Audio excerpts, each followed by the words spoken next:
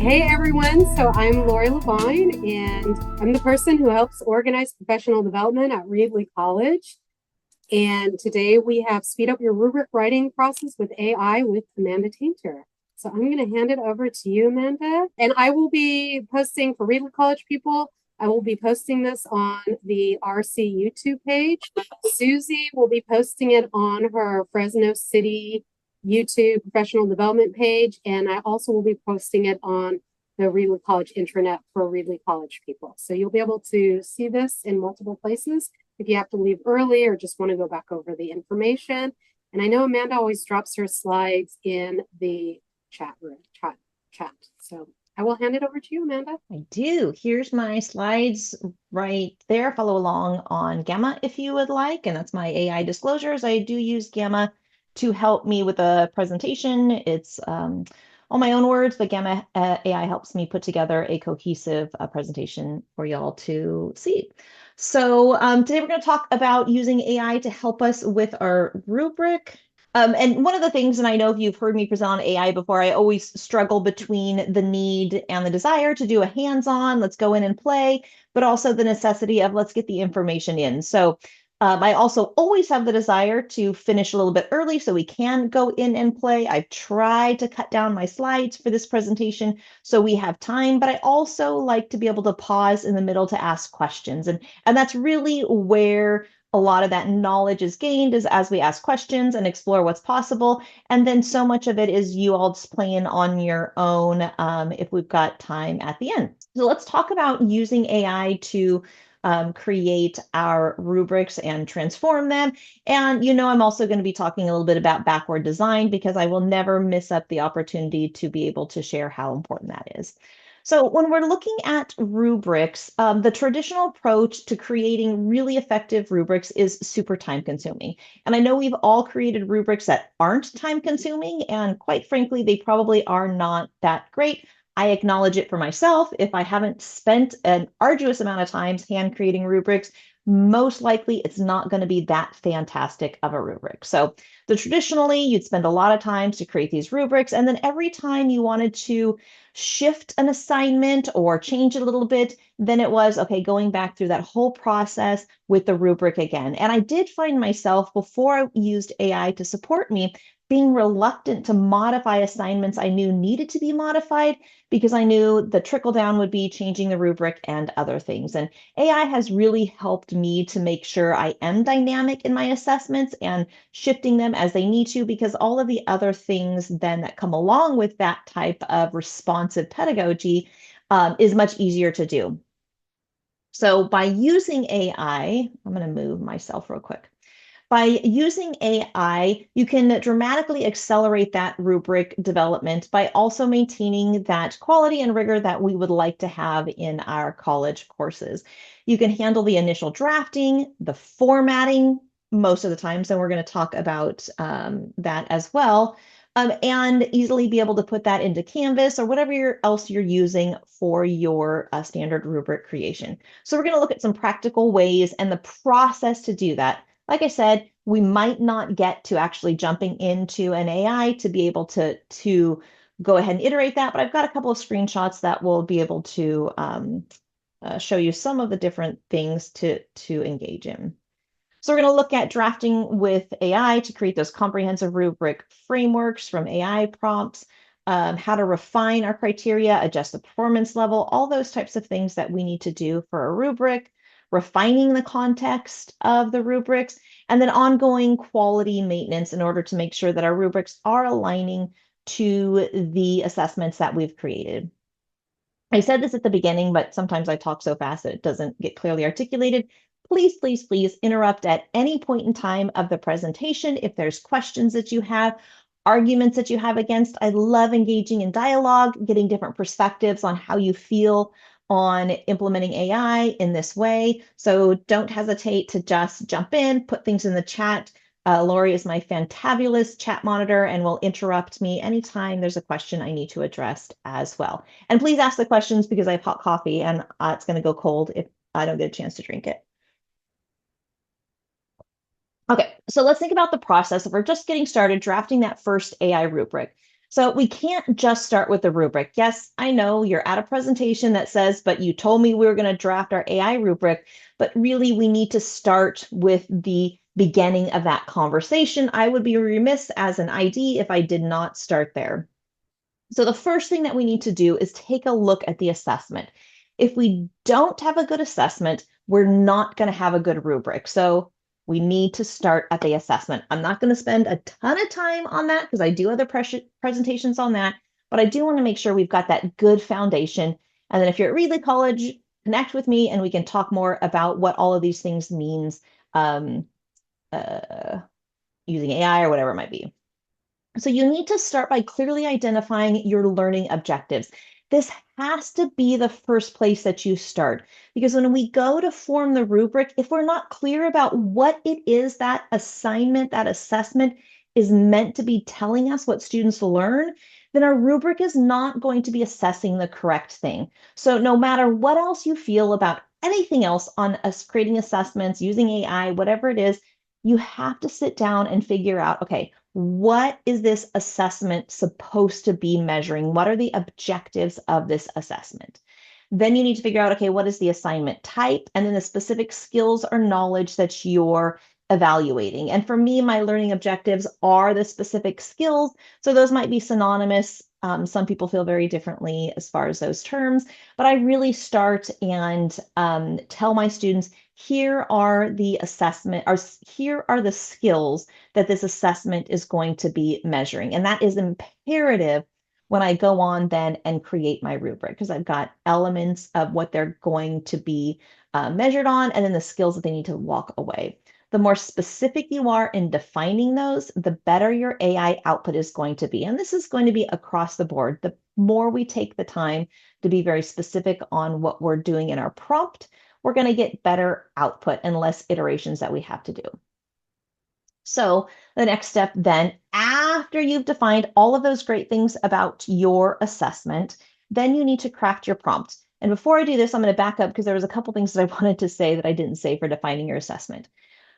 When you're thinking about the skills the students are needing to demonstrate in your assessment, I also challenge you to think, because this is going to impact your rubric creation as well, is the modality that those skills are demonstrated important? And as we look to the future and the importance of universal design for learning, even having those on our curriculum outline of record, more on that in the coming months, thinking about, is it important that my students have to demonstrate this skill in writing? Or can they do it in a presentation? Can they do it audibly? Can they do it in a PowerPoint? Can they do it in a video? So when you're thinking about the skills that students are demonstrating, tease out the modality as much as possible. Don't tie it to a specific way they demonstrate it. What is it, the specific thing you want to see them know? Bloom's taxonomy is a great place to be able to think about those terms, because that's going to make a difference when we take a look at the rubric and decide what we're measuring. Okay, so that was my soapbox. I really want to get in for UDL and separating the ends from the means, so to speak. That's the UDL term. All right, so craft our prompt. When we're creating a detailed prompt, we're going to include that assessment context. So what is it that we're assessing? So in this, it can be the entire assignment. So I'll usually start with making sure I've got a great assignment, and I use AI to go back and forth and create that perfect assignment, and I'll give it the assessment. Then the next prompt is, what is your desired criteria? So what is it you want them to be measured on, the student to be measured on in your rubric? One thing that AI will always try to measure it on is creativity, especially if your assessment, you've given the students freedom to demonstrate those skills in any way that they want. So for my assessments, I'm always telling students, you can demonstrate this in any format that you want. You can do a presentation, you can do a video, you can do a Word document. Some are very specific that I want them to create X, Y, and Z product. But for the most part, the assessment context is very open. They've got a prompt, but how they demonstrate that is open. So then AI will always try and add a criterion that has to do with creativity. So when I'm talking about the desired criteria for my rubric, I always make sure and tell it, do not measure creativity. But then I also need to clearly explain what are the criteria that I want it to measure.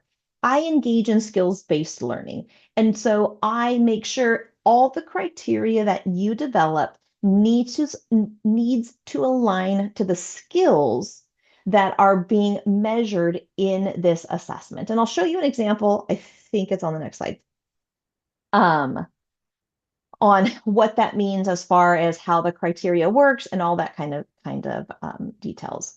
Then you need to also include the number of performance levels. So again, for me, I engage in skills-based grading, and I totally eradicated the exceeds proficiency, exceeds whatever it might be that we like to do that's above and beyond. For me, I want my students to know this is where you should be at proficient. If they do above proficient, then I make sure and put that in the notes. But I want my rubric to say, this is what it is to show me that you are proficient in this skill. And so my rubrics always start with that criteria is demonstrates proficiency and what it looks like to demonstrate proficiency. So they know, all right, that's the target. If they go above and beyond, they go above and beyond, and I'll make sure notated in the feedback. And then the next criteria will always be approaching proficiency and then not proficient yet, and then no evidence. So I'll make sure and tell AI that, whatever tool that I'm using at the time, these are the performance levels that I'm going to do. And then any other specific language or terminology requirements for your discipline that you want to make sure are assessed in that rubric. And this is where the iterative process is going to come, because oftentimes as we create the rubric, we don't really remember, oh, I really wanted to make sure and have that terminology in the rubric. So this is where you're going to engage in that iterative process. And then you're going to generate the initial draft. So you're going to use the AI tool to create a first draft. AI is fantastic, and a lot of the things it does, do not expect perfection. For as much as I've been doing this, as much as I feel like I am a prompt engineering whiz, I always forget to tell it something, don't tell it something, and oftentimes it just gets a mind of its own anyway. So I never assume I'm not going to have to do some modifications to that rubric. Across the board, just set yourself with the knowledge that I am going to have to make sure I read all of those criteria and modify it as needed. Questions? How are we doing, everybody? No questions that I see. Good, yeah. All right. Oh, I heard a puppy. Question? No. Oh, I have your hand up. Yes. Anna. I have a question. Could you just go over the four different performance levels again, or were they three?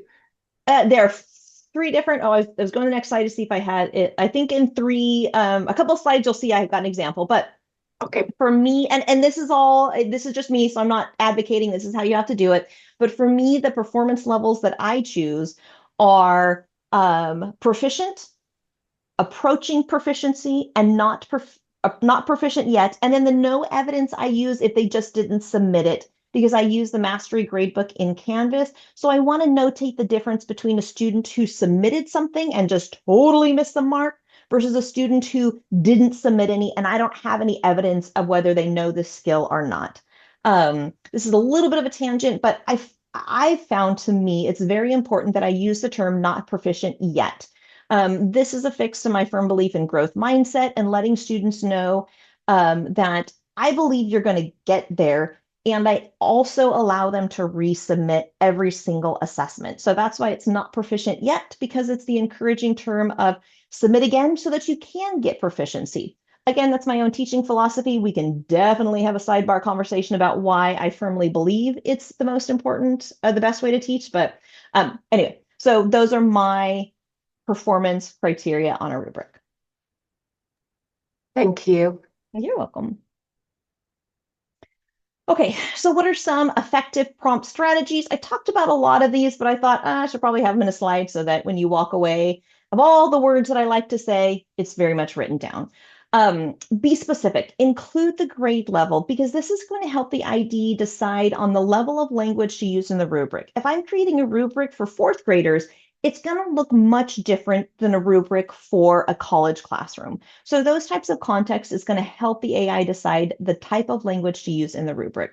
Subject area, again, you are submitting the assessment, so it should be inherent, but I always say I'm teaching a California community college course. for infant toddler caregivers so that they know here's the subject area, but more specifically, the course that I'm teaching in. The assignment type, we talked about that. What are they having to do? Giving them the assignment is always a helpful. And the duration. So how long is this assessment? Or how long is the assessment that they're having to submit? So an example, create a rubric for a 10th grade persuasive essay, 5 paragraphs on environmental topics. For me, I never have length requirements. I always have demonstrate the skill proficiency. So that's why I make sure that the AI is very clear. Here is how I teach. And the more you use the same chat and in Claude, it lets you create projects. It gets used to, this is how I operate my class. This is the specifics that I like to do. So you have that consistency also across the type of rubric. So students know this is how I like to teach. Specify those criteria dimensions, list the exact skills you want to assess, include criteria for a thesis clarity, evidence quality, organization, language conventions. If there are specific things that you want to make sure are measured in there, then give those specifics. And sometimes that's thinking about, as you read through the assessments, what an ideal paper would look like, or project or submission, however your modality dictates. And then you can make sure and tell the AI, these are the specific things I want you to measure. It saves so much on the iterative process afterwards if you've thought through what that perfect submission is going to look like. The defining of the performance levels, we talked about that. What does that terminology mean for you? And write that down someplace. When I first started doing skills-based grading, I kept changing the terms that I used. So I had to write them down so I would remember, these are the terms that I'm going to use. Stop changing them. And now I've got it. So I've used it so many times that it's ingrained. But what are the performance levels? If you want to be consistent across your assessments, write those down so you're not having to constantly go back and rediscover what those are. Add the constraints. So this is the big one I think that I've learned that I didn't initially do well, is don't do these things. Because if you don't put the parameters on there, then it's going to do all sorts of different things until it figures out what it can't do. And so I like to think, okay, what is it I don't want to be measured? What is it I don't want them to have in that rubric? And that's why I said I never want them to measure creativity. That is not a skill of the class. This is an art class, creative arts class. This is something I appreciate, the creativity when a student is able to do it, but I'm not a creative person, so I would hate for my assessments to be on creativity. So I always tell them, don't even put that on the rubric. If I don't want point values, if there's certain descriptive language style I don't want. So I don't want my rubrics to be overly academic. I want them to be conversational, but still have language and vocabulary that's associated with my discipline. If you want it to align with specific standards or frameworks. So again, I use a skill-based grading. So I want those criteria that are being created to align with the skills of that assessment. So here's an example of one of the rubrics that I created using AI. And so here's where, when I'm talking about, I have the criteria and I told the AI, I want you to align that criteria to the skills that are being graded. So Canvas lets me affix the skills down here. So here's the skills that are being assessed, and that's going to go into the mastery gradebook. But a flaw in Canvas, at least I think it is that I can't change these specific criteria based on the assessment. So how I develop the rubric is that I will pull these outcomes in because I've pre-put them into Canvas so that I can use the mastery gradebook. But I also want to have, here are the criteria specific to this assessment, and that students have the associated ratings, as Canvas calls them, for those specific criteria for this assessment. But I want to continually reinforce to the student that this is a skills-based grading. So I've told the AI, create the criterion, but align each of those criteria to the skills. And I couldn't find a specific rubric, but I have a couple of rubrics where the criteria aligns with multiple skills. So if I have an assessment that I'm assessing 4 or 5 different skills, then that rubric, the one criteria will say skill 3.1, 3.6, 3.7. And so the students knows that this individual criteria is actually measuring 3 different skills. And I can tell AI to do that so that no criteria it develops. And this is where it's the important part of clarifying to yourself your assessment methodology. No criteria that the AI creates will not align with the skill. So it helps create that consistency. I can be a very subjective grader when I'm creating rubrics. So that's one of the main things I've really appreciated when I started using AI to create my rubrics is it removes some of the subjectivity and caused me to question, oh, that's right. That assessment criteria that I was wanting to put in the rubric does not align with the skills I have said are part of this assessment. Any questions?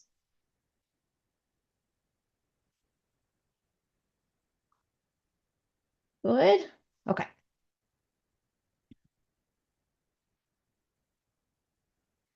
So how do we go through then and revise? If you've played with AI, then the iterative process that you engage in to revise is very much going to be the same as anything else that you use.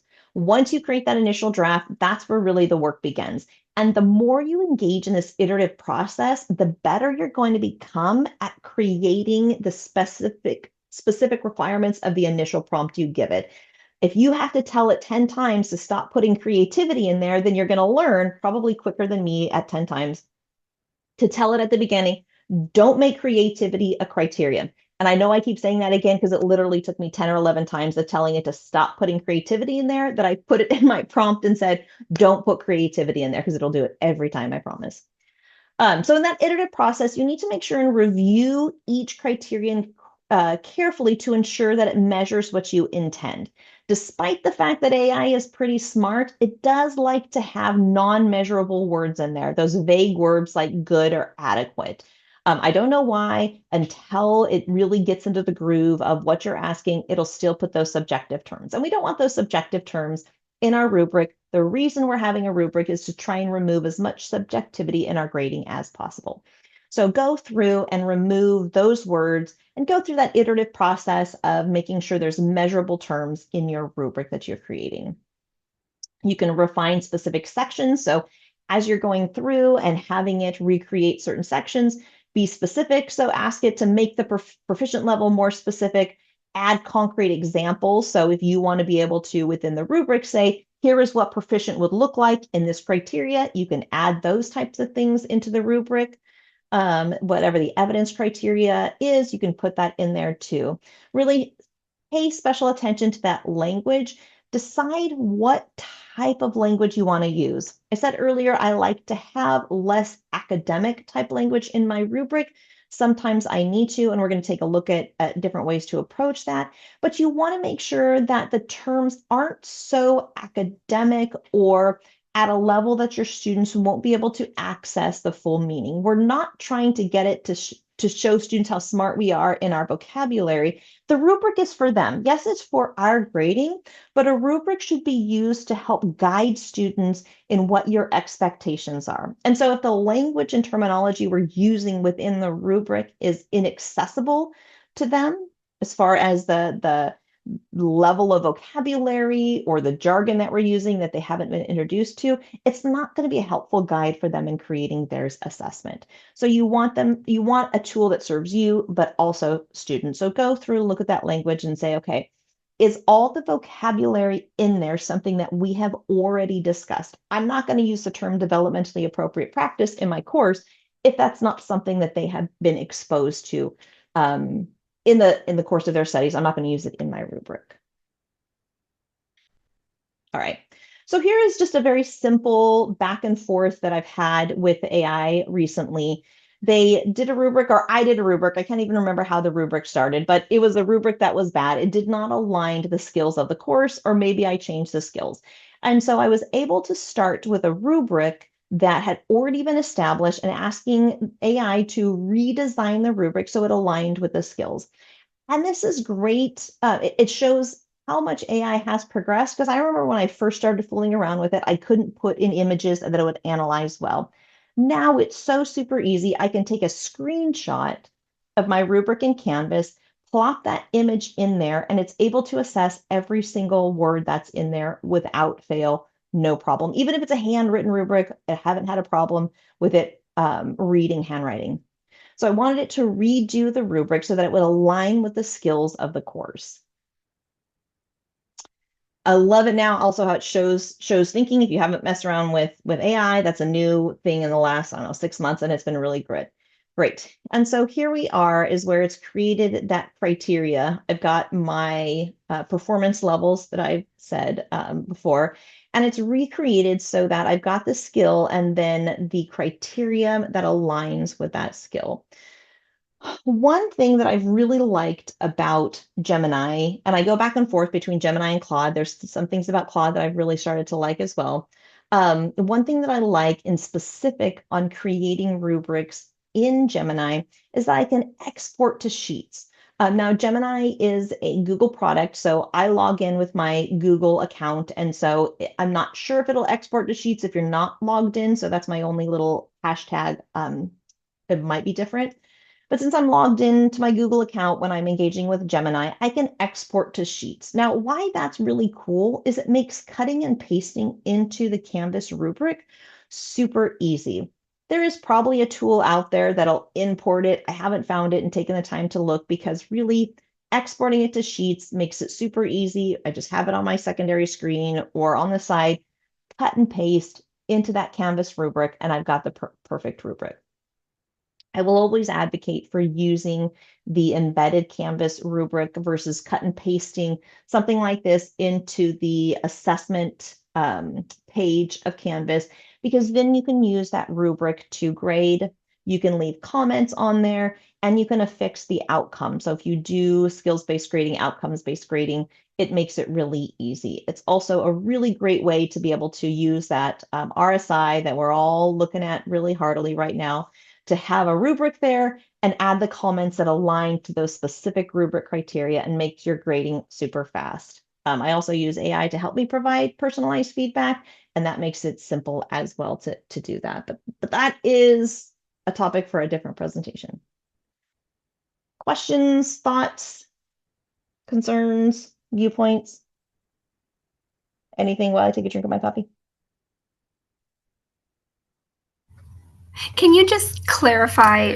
I was trying to type notes and I think I missed it. So you're doing it in ChatGPT or Gemini or Claude, and then you're copying and pasting into the Canvas rubric, or you're retyping it? Yep. No, copying and pasting. So I'll do this export to Sheets right here, and then that'll pull up a Google Sheets, and I'm just highlighting, copy, paste into the Canvas rubric. Okay. Yeah. All right. Perfect. Yeah. Thank you. I wish, and there might be a tool out there that I haven't found that just imports it directly into Canvas, but it's really pretty quick copy and paste back and forth. Cool. Yep. Thank you. Okay. So what are some typical pitfalls and those solutions? Most of them I'm sure aren't going to be new to you. I'm sorry, I keep moving us around so I'm not in the way. Okay, here we go.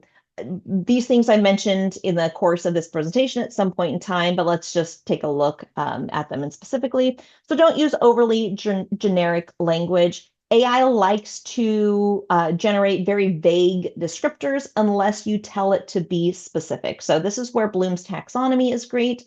I've loved digging into Bloom's taxonomy so that for myself, I can make sure that skills I'm assessing are really at the level that I want to assess. So if I'm looking at, and I usually do this when I'm creating the skills for the assessment. So back up to the first 5 minutes of a presentation, when I talked about how important it is to decide what it is you're assessing, that's where you want to really dig in and say, okay, am I assessing their ability to evaluate? Am I assessing their ability to understand? That's not a good term. Their ability to recall or their ability to analyze. Those are very different levels of knowledge demonstration. And so when you're designing or deciding the skills you're assessing, you have to figure out, okay, do I want them to design or create, or do I want them to evaluate? That's going to define or give you the direction of the assessment. And then that'll then allow you to create a very specific rubric with the terms of assessment that align best with your assessment. So to avoid the overly generic language, the solution is going to be prompt for specific observable behaviors. Ask for concrete examples and measurable indicators. So that's going to give you those specific things on your rubric.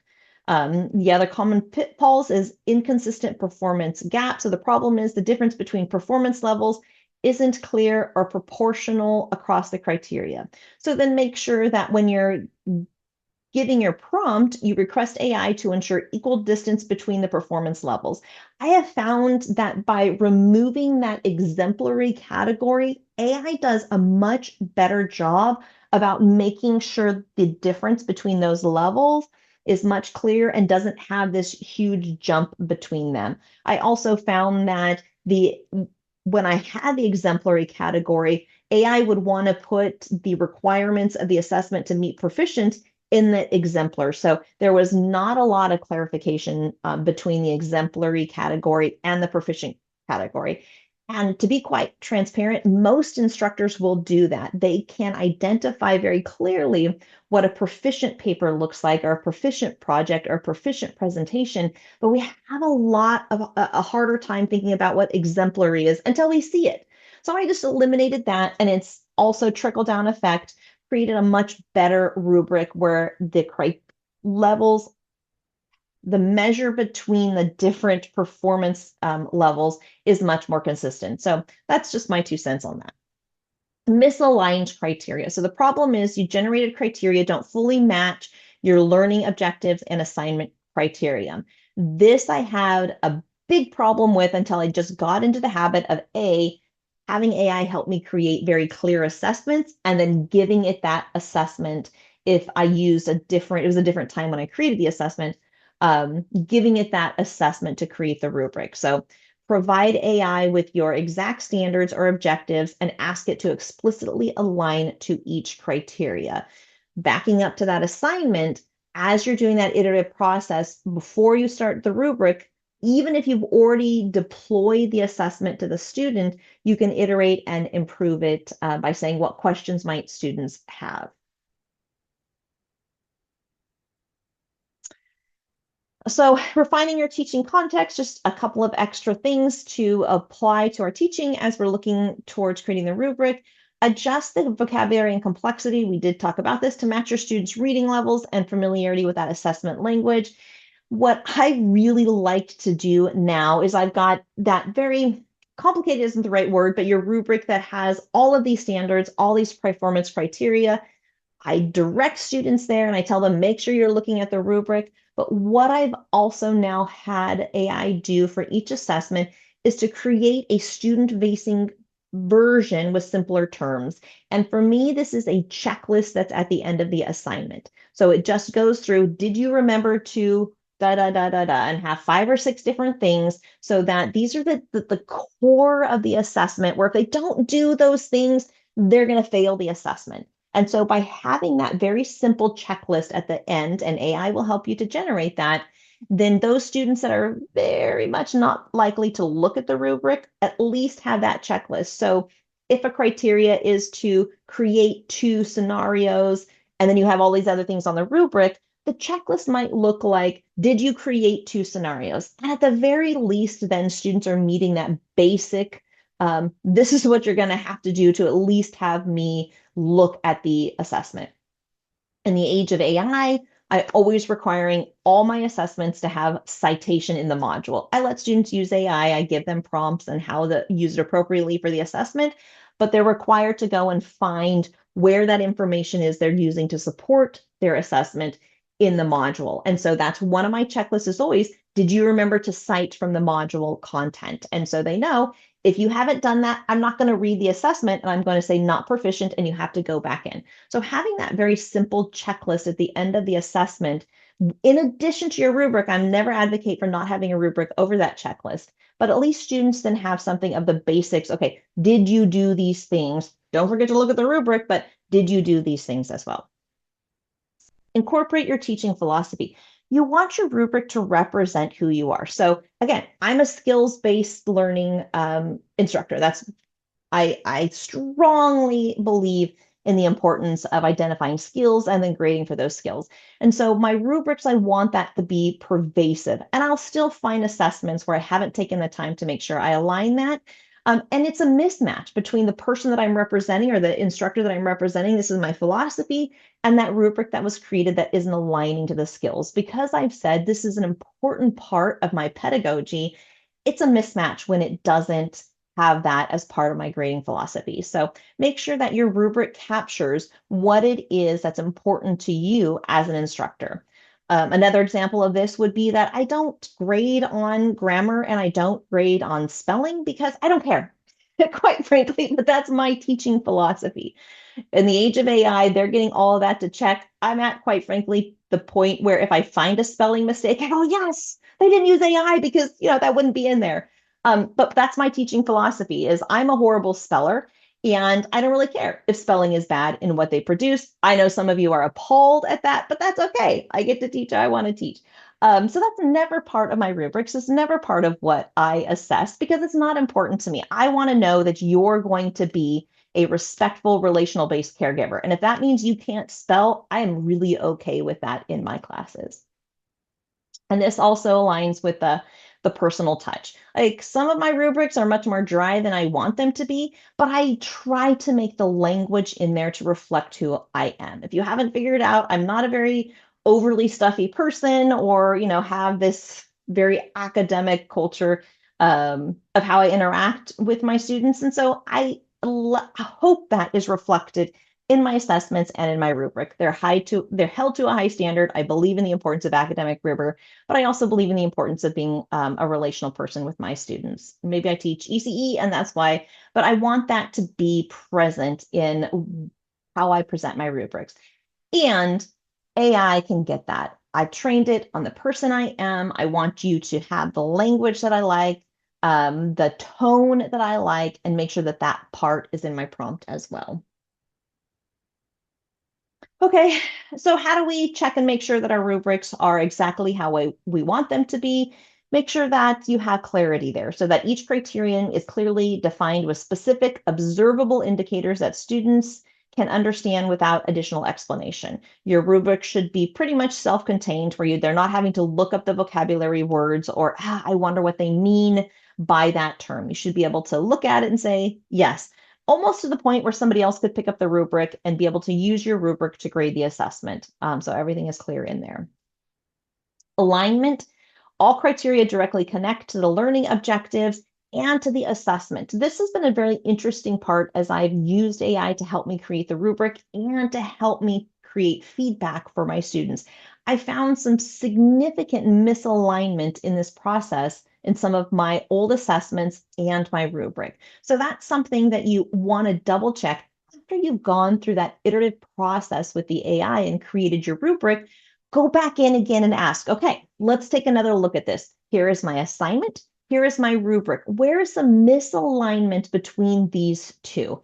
And even though it might have helped you create all of the above documents, it's going to analyze it with fresh eyes and pull out and say, oh, I'm sorry, I do see a misalignment between blah, blah, blah criteria and what's on the rubric. So go back and have that alignment conversation. Make sure that your performance levels are distinct so students very clearly understand this is what proficient is, this is what grade level is, this is whatever it might be, so that they know the difference of if I'm approaching proficiency for my criterion and what it is to be proficient, because that's very important to students, especially if you're teaching philosophy like mine is that it's not about how many points you get. It's about whether you've demonstrated your understanding and your knowledge in this skill. So I want to make it very clear to students that for you to demonstrate proficiency in the skills, this is what it looks like. It's another reason why I've gotten rid of exemplary. I want them to know this is what a proficient skill demonstration looks like to me. Look at it through fairness. And this is another way that after you've created the rubric, you can put it back through AI and say, I want you to take a look at the terms I've used, how I've presented the information in the rubric, make sure it is free from bias, it's culturally responsible, and it's accessible to all students, regardless of that background or learning style. This is also goes back to the very first conversation that we had.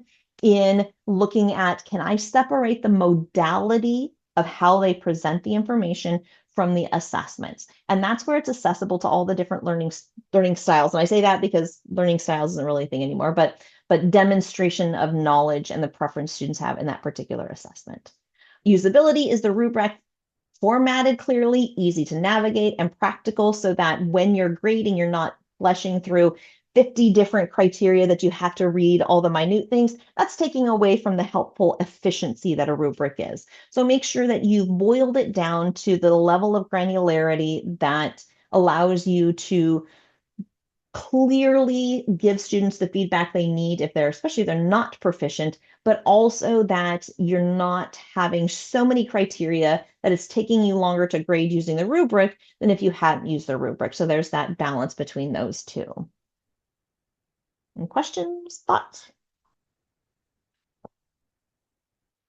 Good to go. Okay. So ongoing beyond that initial creation, also talked a lot about this, is AI isn't just used for creating new rubrics. I love going back and refining my existing ones. Even if I initially use the AI to create the rubric last semester, AI improves every single day, every month. So even if I used it last semester, I can guarantee the suggestions and what it's going to recommend changing in the rubric this semester is going to be different. So don't hesitate to go back through and take a brand new look at your rubrics and look at that alignment between assessments and see, okay, if there's changes that I need to make to either of those. You can even request the variations. And this is one of the things, many things that AI does really well in helping us to create different artifacts, different things that we wouldn't have otherwise had time to. So we can create a modified version of this rubric for English language learners or whatever it might be, adjust this rubric for advanced students. So maybe I'm teaching the same course, but at an honors level. This might be something where then you can increase the vocabulary, make it whatever it is that separates a regular class, I can't think of the term, from an honors level class. So you can take it and just increase that knowledge base. Building your rubric library, use AI to maintain consistency across multiple assessments so you can start storing your rubrics in one chat. Claude has projects with I've recently discovered is fantastic. So you can make sure that you have that consistency. You can start with an exemplar, so you can just store in whatever place that you want. Here is my base rubric, here's my base criteria. So you can have a base prompt that you use in every single rubric creation session you have and plug that in and then give it the assessment. Then you're not trying to remember what it is that you've said. I use Notepad on my computer and I've got prompts stored in there. So I've got my rubric prompt, I've got my feedback prompt, and that way, depending on my mood, I'm not forgetting all the prompt that I'm asking, but I've got a very consistent prompt that I can plug into it for every assignment that I'm creating the rubric for. Next steps is choose one upcoming assessment and give it a go.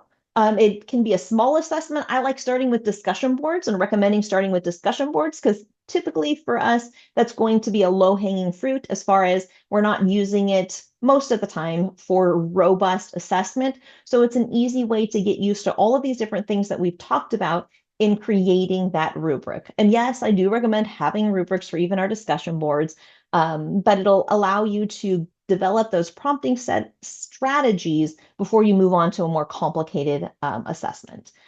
Reflect and iterate. Take a look at the rubric that was created, see what terms, what words, what instructions, what guidelines you could have inputted when you created that rubric that would have allowed you to iterate less. So that's that importance of reading through, oh, I see, they put creativity in there. I didn't tell it to not put creativity, even though Amanda said, don't do that multiple times.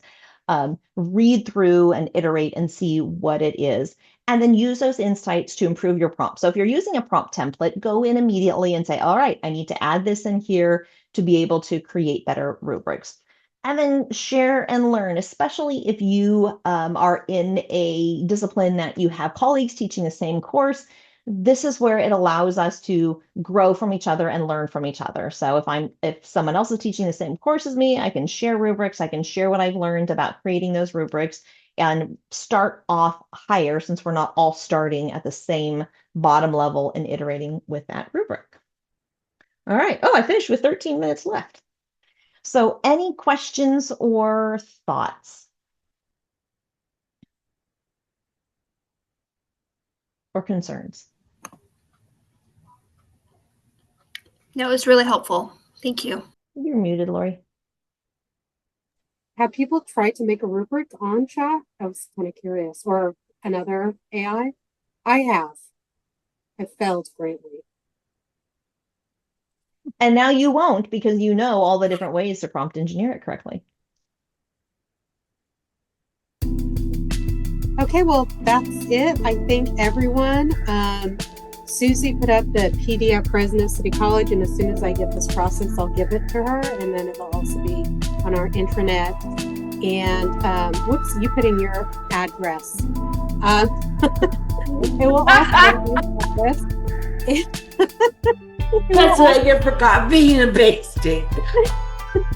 It'll also be on our internet and our Readley College YouTube page whenever George gets that up. So take a look if you need to go more information. And then Amanda left the slides in there, so you can grab the slides, which I did, and bookmark them so you can go back and look at them. So anyway, I totally appreciate you doing this, Amanda. And if there aren't any other questions, then I will shut down the recording and let us all go. Thank you, everybody.